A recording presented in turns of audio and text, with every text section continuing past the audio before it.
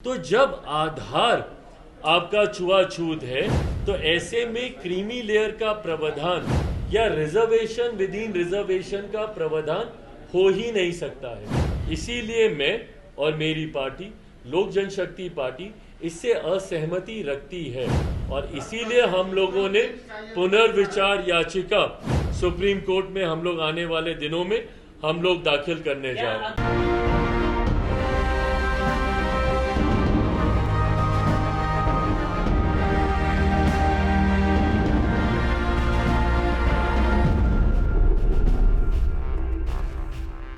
नमस्कार, आप देख रहे हैं कैपिटल टीवी बिहार। आपके साथ मैं हूं दिव्या।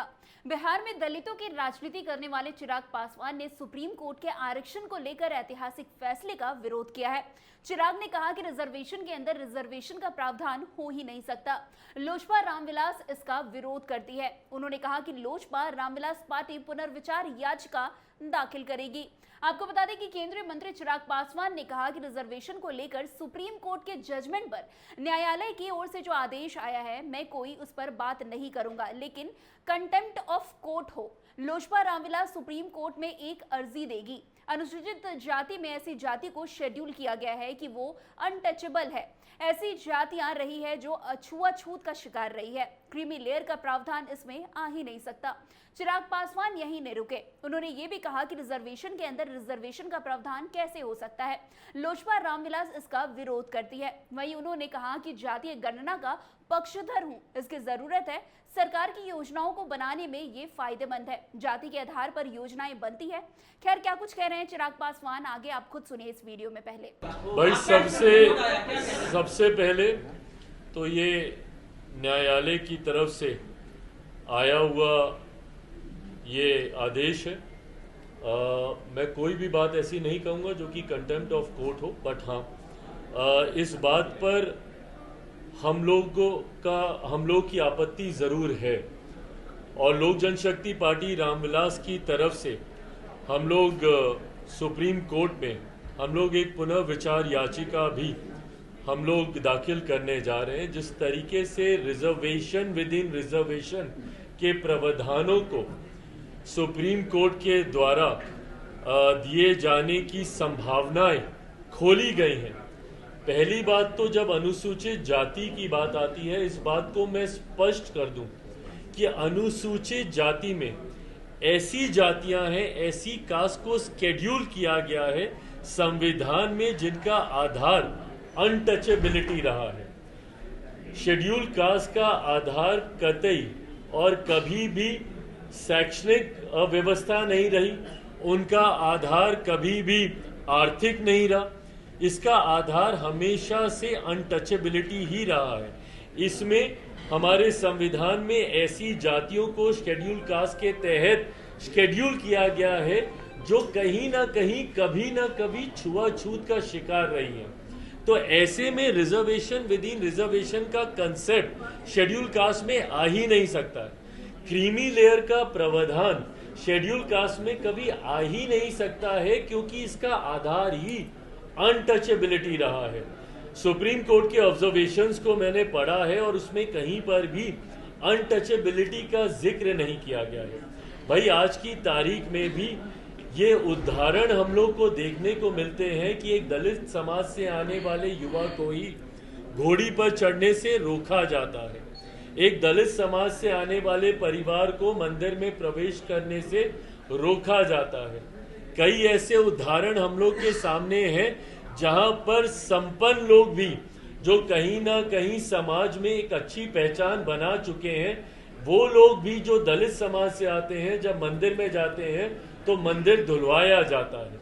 तो आज भी इस तरीके के भेदभाव को प्रैक्टिस किया जा रहा है। तो जब भेदभाव छुआछूत के आधार पर हो रहा है, ये भेदभाव कहीं शिक्षा के आधार पर नहीं हो रहा है, ये भेदभाव कहीं आर्थिक दृष्टि से नहीं हो रहा है कि भाई आर्थिक तौर पर आप सक्षम हो गए तो अब कोई भेदभाव नहीं होगा।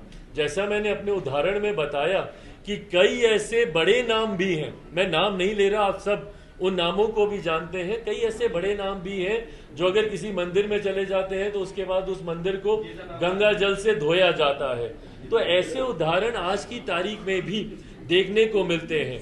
तो जब ये उदाहरण है तो ये दर्शाते हैं कि ये जो भेदभाव हो रहा है ये आपकी आर्थिक दृष्टि पर नहीं हो रहा, या आप कितने कामयाब हो गए हैं अपने क्षेत्र में उसको लेकर नहीं हो रहा है। ये इसलिए हो रहा है क्योंकि आज भी छुआछूत को मानने वाले लोग हैं। और शेड्यूल कास्ट का जब मैंने जिक्र किया, इसमें उन्हीं जातियों को इसमें रखा गया है जो छुआछूत का शिकार कभी ना कभी कहीं ना कहीं समय के किसी दौर पर रही हैं।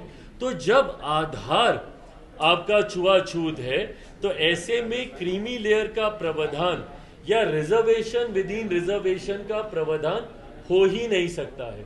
इसीलिए मैं और मेरी पार्टी लोक जनशक्ति पार्टी इससे असहमति रखती है और इसीलिए हम लोगों ने पुनर्विचार याचिका सुप्रीम कोर्ट में हम लोग आने वाले दिनों में हम लोग दाखिल करने जा रहे हैं। हाँ भाई देखिए, पुनर्विचार तो ये हम लोग का अधिकार है। हम लोग किसी भी जजमेंट को लेकर पुनर्विचार के लिए कोई भी व्यक्ति हो, कोई भी संगठन हो, कोई भी संस्था हो जो उससे सहमति नहीं रख सकती है, ये एक कानूनी अधिकार है हम लोग के पास जिसका इस्तेमाल हम लोग जरूर करेंगे। ये कास्ट सेंसस के बिना ये हो सकता है क्या? कोटा विद इन कोटा की बात जो हो रही है, कि कौन पिछले में पीछे देखिए, पहली बात तो ये दो विषय ऐसे हैं जिसको आप जोड़कर देख रहे हैं। मैं जातीय जनगणना का मैं पक्षधर हूँ, पर मैं कतई जातीय जनगणना का पक्षधर इसलिए नहीं हूँ कि उसके बाद रिजर्वेशन विद इन रिजर्वेशन के कंसेप्ट को लेकर आया जा सके।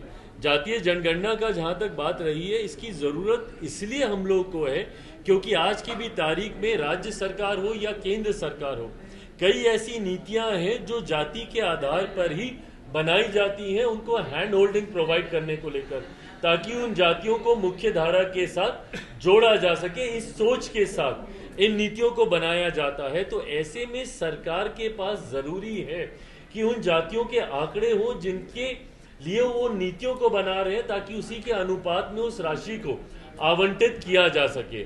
तो बहरहाल, जहां मैं एक तरफ मैं इस बात का पक्षधर हूं कि सरकारों, कई बार न्यायालय भी आंकड़े मांगते हैं कि फलाना जाति की क्या आबादी है, वो आंकड़े जरूर सरकार के पास होने चाहिए। मैं उसको सार्वजनिक करने का मैं जरूर पक्षधर नहीं हूं, बट हाँ, सरकार की अपनी जानकारी के लिए इन आंकड़ों का होना जरूरी है। वैसे बता दें कि सुप्रीम कोर्ट ने बीते गुरुवार को एक अहम फैसला सुनाते हुए एससी और एसटी आरक्षण में सब कैटेगरी बनाने को मंजूरी दी। साथ ही राज्यों से इन वर्गों में ओबीसी की तर्ज पर क्रीमी लेयर बनाकर आर्थिक और सामाजिक रूप से संपन्न लोगों को बाहर करने की नीति बनाने का भी आदेश दिया है, जिसके बाद से एससी एसटी आरक्षण पर देश भर में बहस छिड़ी हुई है, जिस पर अब चिराग पासवान ने भी बड़ी बात कह दी है। तो फिलहाल इस खबर में बस इतना ही। अन्य खबरों के लिए हमारे साथ ऐसे आगे बने रहें और देखते रहे कैपिटल टीवी बिहार। धन्यवाद।